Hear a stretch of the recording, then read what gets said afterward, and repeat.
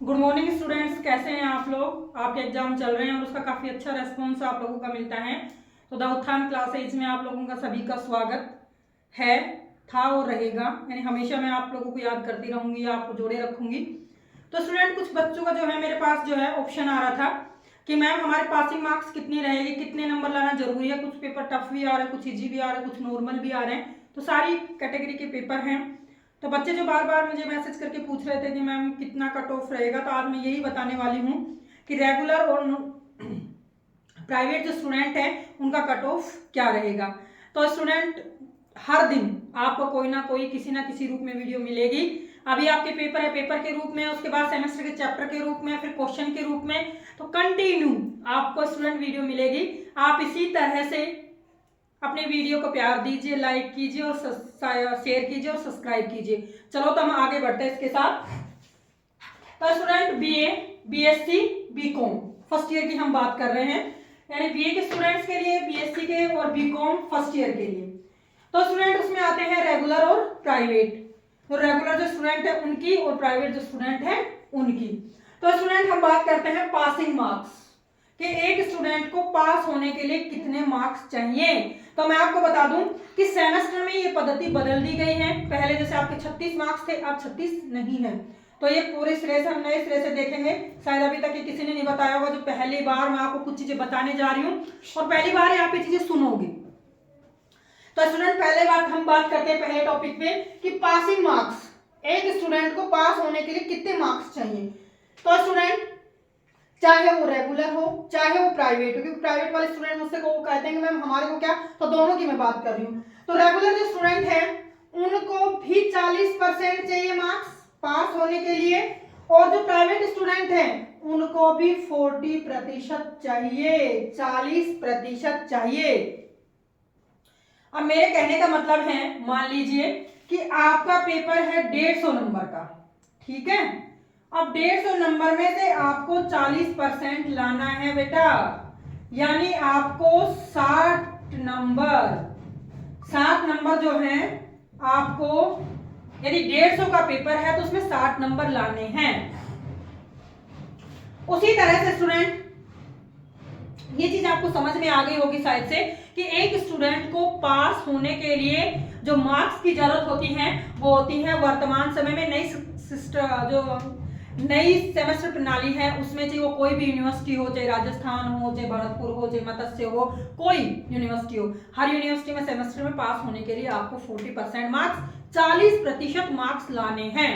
उसके साथ आगे बढ़ते स्टूडेंट हम, यानी दोनों के लिए 40-40 हो गए। तो मैंने आपको एक एग्जांपल भी दिया है कि 150 का नंबर है, 150 का है तो 60 नंबर आपको पास होने के लिए चाहिए। अगली बात आती है स्टूडेंट, जो शायद आपने पढ़ा होगा, सुना होगा थोड़ा बहुत, पर मैं आपको क्लियर कर देती हूँ, आपने नहीं सुना भी होगा, आप जानते भी नहीं होंगे कि इस बार यूनिवर्सिटी ने एक नया और फंडा लागू कर दिया आपके लिए, आंतरिक मूल्यांकन, ठीक है। यानी कि आंतरिक मूल्यांकन भी आपका होगा। और एक बात बता दो स्टूडेंट, उसमें उस आंतरिक मूल्यांकन में आपको जो है प्रैक्टिकल का भी होगा, जो प्रैक्टिकल आपका है उस प्रैक्टिकल का भी आंतरिक मूल्यांकन होगा।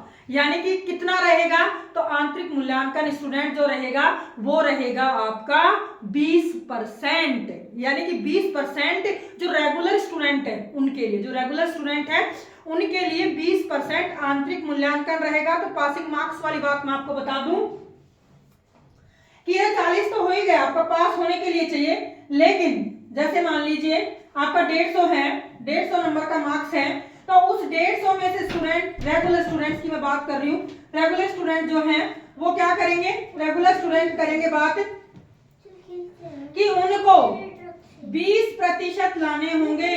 तो 20% कितने हैं स्टूडेंट, 20% हैं कि आपके जो मार्क्स होंगे, यानी कि 150 के 20%, यदि 100 नंबर का होगा तो 100 नंबर के 20% कितने हो गए स्टूडेंट, 100 नंबर के 20% हो गए आपके 20 नंबर, और यदि 150 है तो 10 और जुड़ जाते हैं। इस तरह से आपके जो कुल हैं वो होंगे 30 नंबर।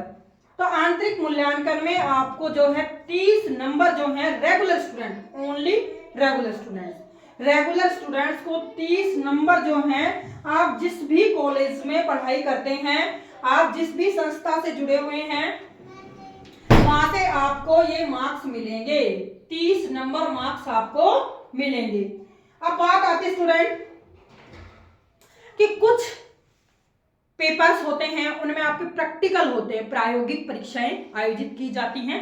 मैं बात कर रही हूँ रेगुलर स्टूडेंट्स की, ठीक है। तो रेगुलर स्टूडेंट्स के लिए आपको 40% लाना है, समझा दिया आपको 60 नंबर लाना है, 150 का पेपर है। यदि 100 का है तो आपको 40 लाना है, यदि 50 का है तो आपको 20 लाना है, 40% आपको निकालना है उसका, ठीक है। उसके बाद जो है आंतरिक मूल्यांकन होगा 20 नंबर का, यानी कि आपको 40% में कैसे कवर करना है पूरा 60 नंबर, आपको करना है कि 20% यानी 100 में से 20 कॉलेज देगी, यदि 150 का है तो 30 कॉलेज देगी, और उसके बाद आपको 30 नंबर लाने हैं। अब उस 30 नंबर में भी स्टूडेंट आपको अपने रिटन एग्जाम में लाने हैं। यह आंतरिक मूल्यांकन आपको ध्यान देके सुनना है, आंतरिक मूल्यांकन केवल और केवल रेगुलर स्टूडेंट्स का ही होगा,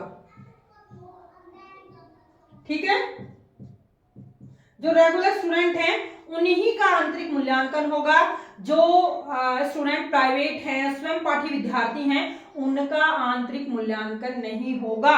स्टूडेंट आपको कुछ चीजों में कंफ्यूज भी होता है, कुछ लोग प्राइवेट को समझते हैं प्राइवेट कॉलेज, तो स्टूडेंट प्राइवेट कॉलेज नहीं है, आप स्वयं पाठी विद्यार्थी हो, आपने कहीं भी एडमिशन नहीं ले रखा है, उसको बोला जाता है प्राइवेट। अगली जो बात आती है स्टूडेंट हमारी, आंतरिक मूल्यांकन आप समझ ही गए हो कि वो सिर्फ रेगुलर स्टूडेंट के लिए, और स्टूडेंट जो स्वयं पाठी विद्यार्थी हैं इनका कोई आंतरिक मूल्यांकन नहीं होगा। इनको तो जो रिटर्न पेपर होगा उस पेपर में ही ये 60 मार्क्स लाने होंगे, ठीक है। 40% यानी 60 मार्क्स 150 में से लाने होंगे। अब बात करते हैं स्टूडेंट, यानी आपको सभी सब्जेक्ट में 60 मार्क्स लाने होंगे, लेकिन जिनमें प्रायोगिक परीक्षाएं हैं उनमें क्या करना होगा, तो प्रायोगिक परीक्षाएं जो है प्रायोगिक जिनमें होंगी वो 50 नंबर का है स्टूडेंट आपका प्रायोगिक, तो उसमें से जो रेगुलर स्टूडेंट है उनका 10% जो है वो देगा कॉलेज आंतरिक मूल्यांकन करके, और जो है 40% देगा जो आपका एग्जामिनर आएगा, जो आपका प्रैक्टिकल लेने आएगा, ठीक है। तो 40 नंबर वहां से आएंगे आपको, 10 नंबर आपको कॉलेज देगा, इसी तरह से 50 नंबर का आपका प्रैक्टिकल होगा जिन सब्जेक्टों में, यानी फिर उसका पेपर कितने का होगा, उसका पेपर 100 मार्क्स का होगा, ठीक है। 100 का नहीं होगा, 100 हो गया, और 100 में से फिर क्या होगा, 20% कॉलेज देगी तो उसका मार्क्स का कितना होगा, 80 का हो गया। तो उसमें से आपको किसी भी तरह से जोड़ तोड़ आपको करना है, लेकिन आपको पासिंग मार्क्स 60 लाने, 40% करने हैं। तो 40 आप निकाल लोगे, इतने तो आप हो भी नहीं कि आपने डफर होगा, आप निकाल नहीं पाओगे, आप सारी चीजें कर लोगे, आप बहुत इंटेलिजेंट स्टूडेंट है। अब बात करते हैं हम प्राइवेट स्टूडेंट्स की। तो स्टूडेंट आपका जो प्रायोगिक होगा 50 नंबर का, उस 50 नंबर में आपका आंतरिक मूल्यांकन नहीं होगा। वो आंतरिक मूल्यांकन का क्या होगा स्टूडेंट, इसकी जगह जो स्टूडेंट आपको जो है आपका पूरा 50 नंबर का ही प्रैक्टिकल होगा। तो 100 वो हो गए हैं, 50 ये हो गए हैं, तो आपको 150 नंबर इस तरह से होगा, और आपका क्या है सीधा 100 नंबर का, आपका 150 नंबर का ही आपका पेपर होगा, क्योंकि आपका आंतरिक मूल्यांकन नहीं है। तो वो जो क्वेश्चन है, जैसे हमारे 100 क्वेश्चन आ रहे हैं तो कोई 120 1.20 का जो है वो बन रहा है, कोई 1 नंबर का आ रहा है, कहीं पे 0.80 का ही आ रहा है। तो अलग अलग क्वेश्चन, क्योंकि वहां पे स्टूडेंट आपकी प्रायोगिक है तो अलग अलग क्वेश्चन का जो नंबर है ना वो अलग अलग है, लेकिन किसी भी तरह से हो आपको जोड़ के करना है उसको 40%। अब आता है अनिवार्य स्टूडेंट। तो अनिवार्य का क्या होगा, अनिवार्य का जो होगा स्टूडेंट वो होगा 50, ठीक है। अब 50 में से क्या 50 नंबर का है आपका अनिवार्य हिंदी और अनिवार्य इंग्लिश, 50-50 नंबर के हैं दोनों, तो इसमें आपको 10 नंबर आंतरिक मूल्यांकन, इसमें वही 20% वाला हिसाब, तो इसमें 10-10 नंबर भी आपको आंतरिक मूल्यांकन में मिलेंगे। लेकिन स्टूडेंट यहाँ पे कोई आंतरिक मूल्यांकन नहीं होगा, आपका हिंदी और इंग्लिश का 50-50 नंबर का पेपर होगा, और उसमें से आपको 40% लाना है, यानी 50 के आपको 40% निकाल लेने हैं। अब आते स्टूडेंट स्केल का और एडिड कोर्स, जैसे स्किल डेवलपमेंट में आपने प्रभावी हिंदी लेखन लिया हो, एडिड कोर्स में जैसे आपने इंडियन वैल्यू सिस्टम लिया हो, तो जो ये चीजें हैं तो इनमें भी वही होगा, वही 40% मार्क्स आपको लाने होंगे। लेकिन कुछ में प्रैक्टिकल है, जो पूर्णतः ही प्रैक्टिकल है, तो उनमें प्रैक्टिकल में आपको 40 के हिसाब से, परसेंटेज के हिसाब से मिल जाएंगे। और ये जैसे 50-50 नंबर के हैं तो इनमें से 50-50 नंबर के जो हैं इनमें से दे दिए जाएंगे। लेकिन इनका भी जो बच्चे हैं रेगुलर, उनका आंतरिक मूल्यांकन 10-10 नंबर का होगा, और जो नहीं है, जो प्राइवेट स्टूडेंट हैं, तो उनका आंतरिक मूल्यांकन नहीं होगा। तो स्टूडेंट आपके क्वेश्चन थे, क्वेश्चन का आंसर मैंने दे दिया है। कुछ स्टूडेंट के क्वेश्चन थे कि अभी जो है कल आपका हिंदी का पेपर आएगा, आप देखने जो है की आ जाएगी आंसर की, हिंदी की, होम साइंस की कल आ जाएगी आपके पास। उसके अलावा स्टूडेंट, कुछ प्राइवेट स्टूडेंट हैं जो पॉलिटिकल साइंस के पेपर की मांग कर, वो भी आपका आ रहा है। जो चीजें जो आपकी रिक्वायर है, आप ज्यादा से ज्यादा मुझे मैसेज करें, ज्यादा से ज्यादा मुझे कमेंट करें, ताकि मुझे मालूम चले कि आपकी रिक्वायरमेंट क्या है। तो स्टूडेंट आप मेरे चैनल को ज्यादा से ज्यादा देखें, लाइक करें, शेयर करें और सब्सक्राइब करें। शेयर इसलिए करें ताकि और बच्चों को भी इस चीज का मालूम चले, क्योंकि हमारी जो एजुकेशन का जो स्तर है काफी बढ़ चुका है। तो अब हमें जो है ना कमर कस के तैयार होना पड़ेगा, अच्छी सी पढ़ाई करनी होगी। वो गए जमाने जब हमने कुछ पढ़ लिया, लिख लिया और निकल गए। तो अब आपको एक प्रॉपर तैयारी करनी होगी, और अब आप मार्च में जुड़िए मेरे साथ, और हम एक एक चैप्टर का एनालिसिस करेंगे, क्वेश्चन आंसर पढ़ेंगे, और साथ में जो है हम पेपर भी सोल्व करेंगे। तो धन्यवाद स्टूडेंट, आप बहुत प्यार देते हो, बहुत अच्छे कमेंट करते हो, और आप हर चीज पे फोकस करते हो। जो भी एक अच्छा स्टूडेंट वो भी है कि जो मेरे उनको जो चाहिए उनके कमेंट करे, मुझसे पूछे, मैं हर चीज का जवाब आपको देती रहूंगी। जो सही है, गलत चीज का जवाब देखो मेरे पास है नहीं, लेकिन सही है जो आपके लिए बेनिफिशियल है, उन सब का जवाब स्टूडेंट मैं दूंगी। धन्यवाद।